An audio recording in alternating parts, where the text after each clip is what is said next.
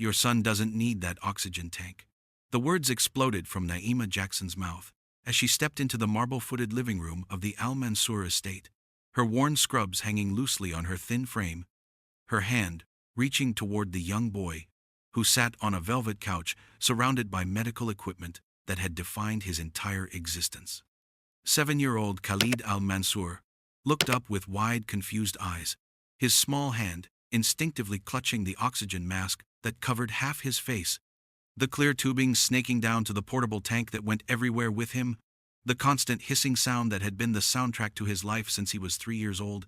But Naima wasn't looking at the equipment with the reverent concern that every other medical professional had shown. She was looking at the boy's chest, watching the rise and fall of his breathing, noting the color of his lips beneath the mask, observing the energy in his movements that contradicted everything his medical charts claimed about severe chronic respiratory failure. And behind them both, frozen in the doorway of his own opulent home, Sheikh Ahmed Al Mansour stood with his hands rising slowly to cover his mouth, in absolute shock and dawning horror as this homeless nurse who had appeared at his gate an hour ago began gently but firmly removing the oxygen mask from his both son's face, revealing pink, healthy lips and steady, unlabored breathing that should have been impossible for a child whose doctors had declared him oxygen-dependent for life. What happened next would expose a medical fraud so calculated and profitable it had stolen 4 years of a child's life, destroy the reputation of Dubai's most prestigious pediatric pulmonologist, reveal a pattern of similar cases across the Gulf region, and force one of the world's wealthiest men to confront the devastating reality that he had been paying millions of dollars to keep his perfectly healthy son tethered to machines he never needed, while the truth had been visible all along to anyone willing to actually look. Naima Jackson had been living on the streets of Dubai for 3 months when she first saw the Al Mansour boy at the private hospital where she sometimes slept in the staff bathroom. 6 years she had worked as a pediatric respiratory nurse in London, one of the best in her specialty, until personal losses had sent her spiraling into depression and eventually homelessness that followed her across continents. She had lost her nursing license after missing too much work, lost her flat when she couldn't pay rent, lost her dignity somewhere between Britain and the Middle East. But you don't lose 20 years of medical training just because you lose everything else, and her eyes still saw what they had been trained to see.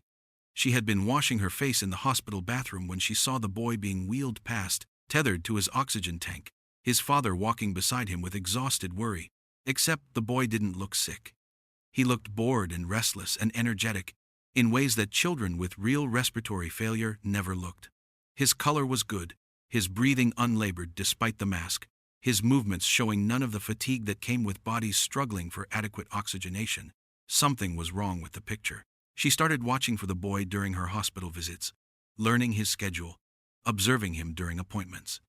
Khalid Al Mansour, 7 years old, diagnosed at age 3 with severe chronic respiratory failure, requiring permanent supplemental oxygen.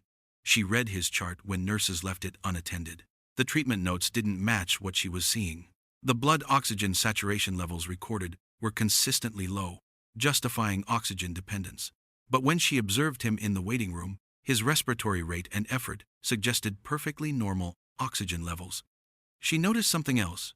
Khalid's symptoms seemed to worsen dramatically during appointments with his primary pulmonologist, Dr. Rashid Al-Zahrani, one of Dubai's most respected pediatric specialists. Before seeing Al-Zahrani, Khalid would be relatively active, curious, moving around despite his oxygen tank. After appointments, the boy would emerge genuinely unwell, lethargic, his breathing actually labored.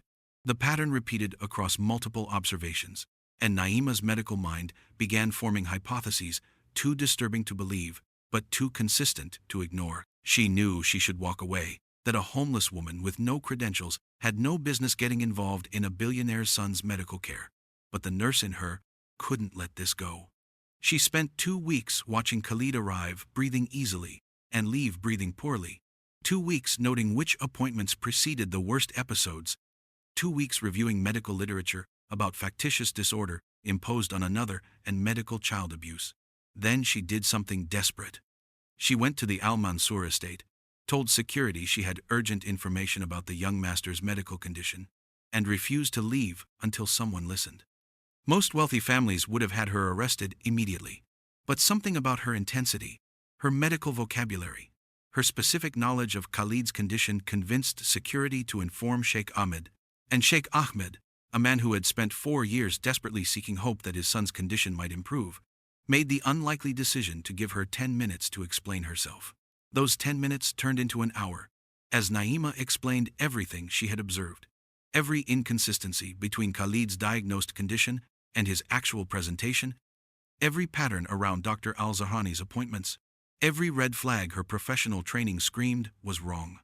She explained how factitious disorder worked, how caregivers or medical professionals could deliberately cause or fabricate illness for various motivations, including financial gain, how oxygen dependence could be artificially created through false test results and administration of substances that temporarily suppressed respiratory function.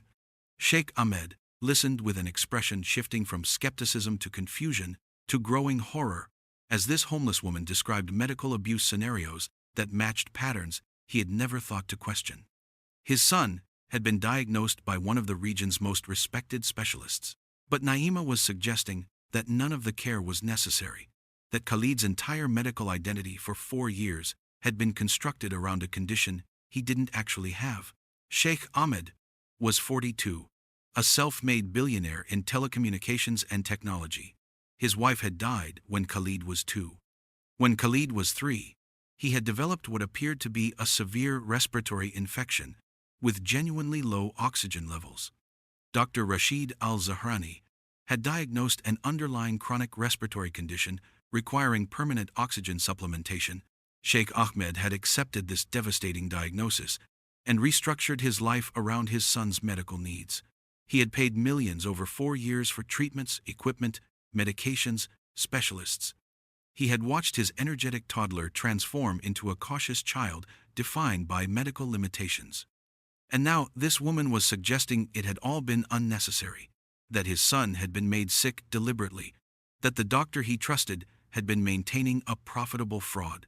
He made a decision that would change everything. He told Naima that if she was right, if she could prove what she was claiming, he would ensure she had whatever resources she needed to rebuild her life. But if she was wrong, she would face legal consequences. Naima accepted those terms without hesitation. They brought Khalid into the room, the boy trailing his oxygen tank, confused. And then Naima did what every medical professional had been trained not to do. She removed the oxygen mask from his face and told Sheikh Ahmed to watch his son breathe. For 30 seconds nothing happened except Khalid's confusion. Then Naima pointed at his chest, at the steady rise and fall, at the complete absence of distress. She had Sheikh Ahmed count the respiratory rate, normal for a 7-year-old. She had him look at Khalid's lips, pink and healthy. She had him watch as Khalid, after his initial confusion, started talking in complete sentences without any shortness of breath. 5 minutes without supplemental oxygen, and Khalid was not only fine, he was better. He was moving more freely, speaking more energetically, showing curiosity and personality that had been dampened by years of being told he was fragile and sick. 10 minutes, and the boy was literally running around the room, testing his body's capabilities in ways he had been forbidden from doing for 4 years.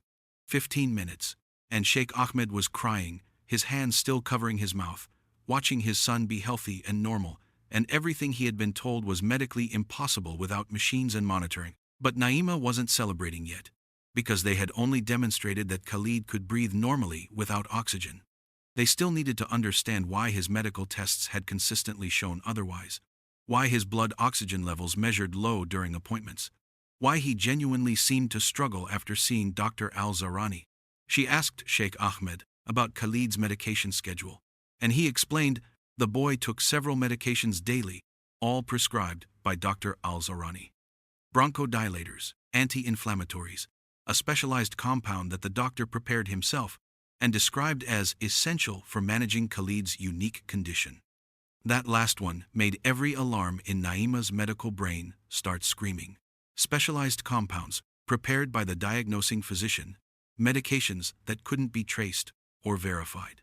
She asked to see the medication, and when Sheikh Ahmed brought the unmarked bottle with clear liquid that was supposed to be administered twice daily, Naima's suspicions crystallized into certainty.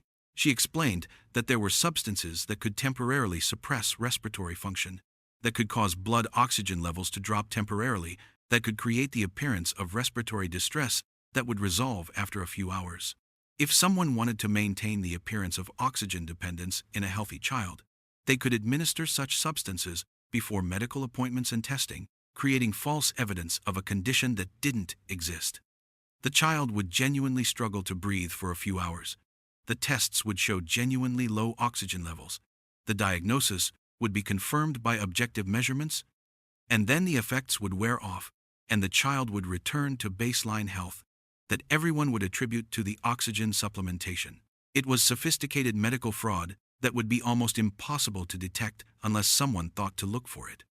Dr. Al-Zahrani had been poisoning Khalid in a way that looked like conscientious medical care, creating the very disease he claimed to be treating, ensuring 4 years of ongoing, expensive, specialized care. Sheikh Ahmed's shock transformed into cold, focused rage. He demanded tests, demanded proof, demanded verification by independent medical professionals who had no connection to Dr. Al-Zahrani. Within hours, he had assembled toxicologists, respiratory specialists, and medical ethics investigators. The specialized compound was sent for emergency analysis and came back showing a combination of substances that would indeed cause temporary respiratory depression and hypoxemia, the exact symptoms that justified Khalid's oxygen dependence. Khalid underwent comprehensive respiratory function testing away from Dr. Al-Zahrani's influence, and every test came back completely normal. Healthy lung capacity, normal oxygen saturation, no evidence whatsoever of chronic respiratory failure. The diagnosis that had defined 4 years of his life was completely fraudulent, maintained through systematic medical abuse that no one had thought to question. Sheikh Ahmed filed criminal complaints immediately and demanded comprehensive investigation of Dr. Al-Zahrani's other patients. And that's when the full scope emerged. Al-Zahrani had built a specialty practice around children with mysterious chronic respiratory conditions requiring ongoing expensive care. 12 other families with similar stories. Previously healthy children who developed sudden respiratory problems around age 3 or 4, who became dependent on supplemental oxygen, who never quite improved despite years of treatment, but also never deteriorated enough to die. 12 other families paying hundreds of thousands or millions annually for specialized care. When those children were evaluated independently, when they were removed from Al-Zahrani's medications and monitoring, 8 of them showed the same pattern as Khalid.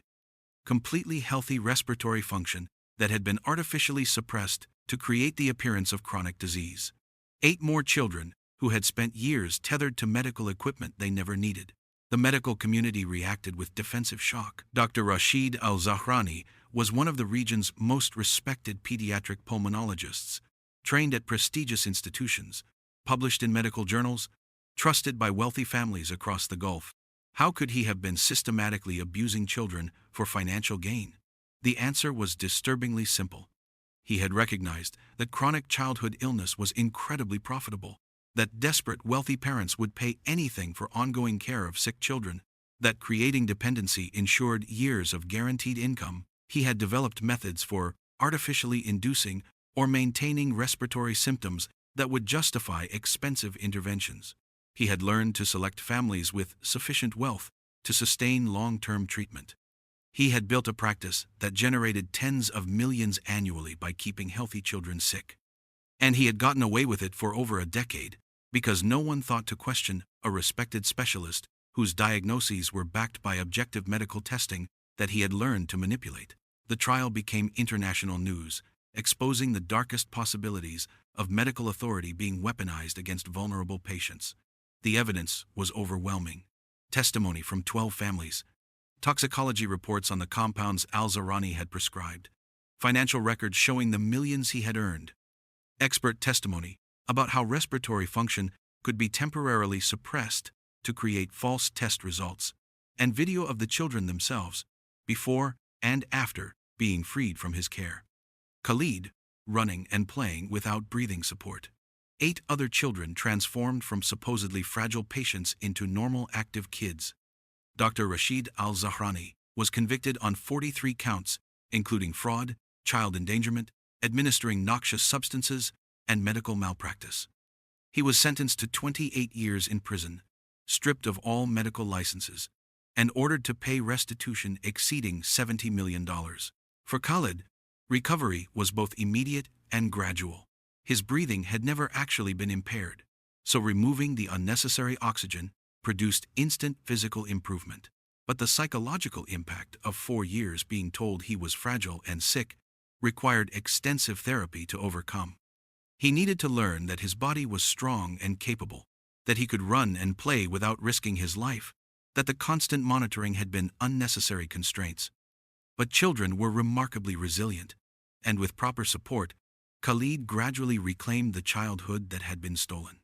Within months, he was thriving in regular school, joined a football team, made friends who had never known him as the sick kid with the oxygen tank. Sheikh Ahmed transformed into a fierce advocate for protecting children from medical abuse. He established the Khalid Foundation for Medical Ethics and Oversight, with initial funding of $100 million, dedicated to identifying and preventing cases of factitious disorder imposed on another and medical fraud targeting children. The foundation created protocols for independent verification of chronic diagnoses, requiring that any child placed on long-term expensive treatment for mysterious conditions be evaluated by multiple unconnected specialists. They trained medical professionals to recognize warning signs that a condition might be iatrogenic or deliberately induced. They provided legal and financial support for families pursuing justice in suspected cases. Within 3 years, the foundation had helped identify and resolve 26 additional cases of suspected medical fraud or induced illness. Before we wrap this story up, I'd like to thank you for reaching this far. And if you enjoyed this story as much as I think you did, then be sure to show your support by liking and subscribing, so this channel can reach more people like you. Now, back to the story. And Naima Jackson, the homeless nurse who had risked everything to speak truth to power, found her life transformed.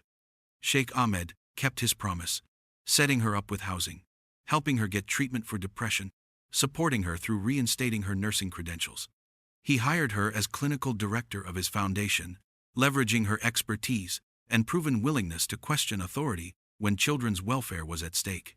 She became one of the leading voices in the movement to recognize and prevent medical abuse, publishing research, training professionals, consulting on suspicious cases worldwide. She rebuilt relationships with families she had lost contact with, slowly putting her life back together with the support and purpose the foundation provided. Years later, when Khalid was a teenager, healthy and athletic, and planning to study medicine himself, he would still talk about the day the homeless woman had appeared at his house and pulled off his oxygen mask, the day his real life had begun. He had no memory of being genuinely sick, because he never had been. His earliest clear memories were of the oxygen tank and the limitations and his father's worried face. And then suddenly, freedom, the ability to breathe and run and live without constant medical surveillance. He told anyone who asked that he wanted to become the kind of doctor who protected children rather than the kind who exploited them. And he credited Naima with saving not just his life, but his future, with having the courage to challenge a powerful physician despite having no status or credentials or resources, with trusting her medical knowledge and moral compass over the social hierarchy that said a homeless woman had no right to question a respected specialist. Her story became legendary in medical ethics circles, taught as an example of how the most important medical interventions sometimes came from the most unlikely sources, how truth could emerge from powerlessness, how one person, with nothing left to lose, could stand against systemic corruption and win, simply by refusing to ignore what her trained eyes could clearly see.